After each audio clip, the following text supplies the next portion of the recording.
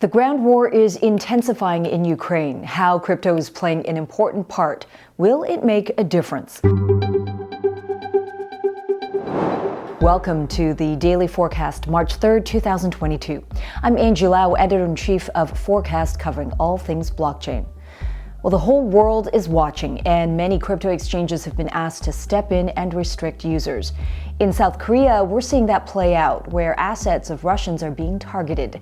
We're going to take a look at that, plus a whole lot more coming up. Let's get you up to speed from Asia to the world. Join thousands of NFT traders who already start their day on CryptoSlam. Well, let's start with an update on the latest moves from the crypto space around the ongoing conflict in Ukraine. According to blockchain analysis firm Elliptic, donations continue to pour into Ukraine to the tune of nearly $47 million since the beginning of the Russian invasion. And crypto exchange blockchain.com showed that Ukraine government wallets for crypto donations have so far collected over $10 million in Bitcoin and around $15.3 million worth in Ethereum. Meanwhile, a South Korean crypto exchange has made a move to freeze the accounts of Russian users. According to local media, Gopax has frozen around 20 accounts, with the exchange saying that the action aligns with the U.S. Office of Foreign Assets Control and the European Union's sanctions against Russia.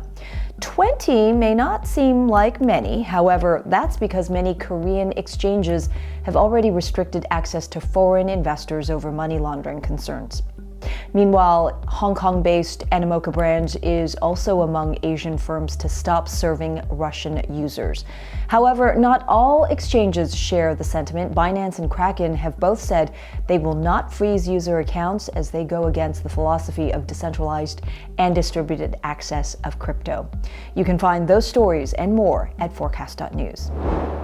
Over in China, we are watching the implications of the country's most important annual political meeting very closely here. The two sessions begin Friday, with authorities laying out China's economic and social plans for the year ahead. Now, progress on the ECNY, blockchain technology, and digital infrastructure are all expected to be featured. But could the situation in Ukraine also be on the agenda? And what's China's stance on that? Forecast's Timmy Shen has more on what to watch out for. The two sessions will see Chinese Premier Li Keqiang deliver a work report to the National People's Congress, reviewing last year's performance and setting new policy directives for 2022.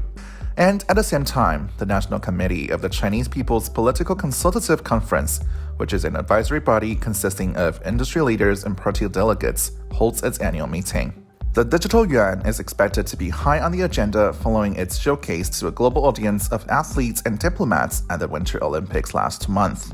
Amnon Samid of cybersecurity company Bitmint, which has led CBDC trials for China since 2018, told Forecast he expects greater financial support for smaller players to be announced, and that making the ECNY programmable could make it the perfect tool to support small enterprises.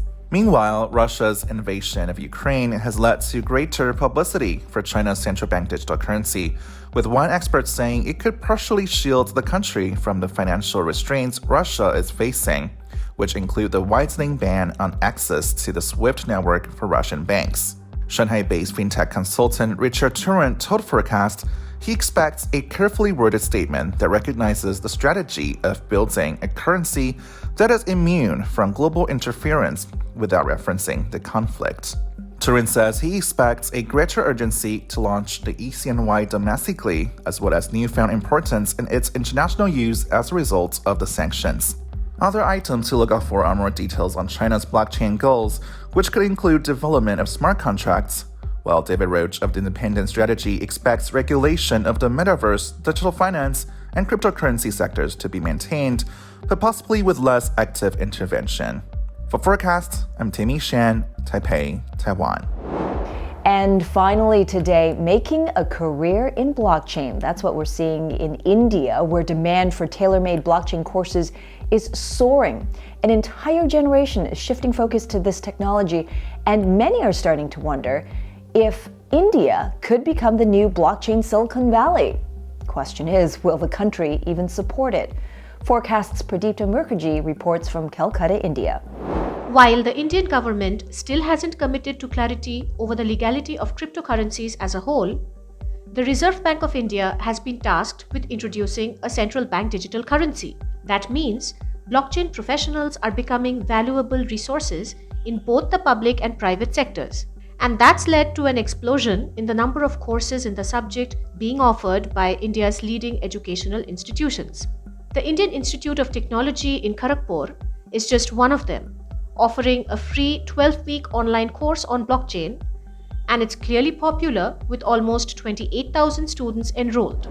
Many people, they want to do it. So at least for the next few years, I feel that this interest will come, and as in India, we are trying to build up new technologies, new system with the help of blockchain, and we actually need manpower, or trained manpower who can help us in developing this kind of technologies.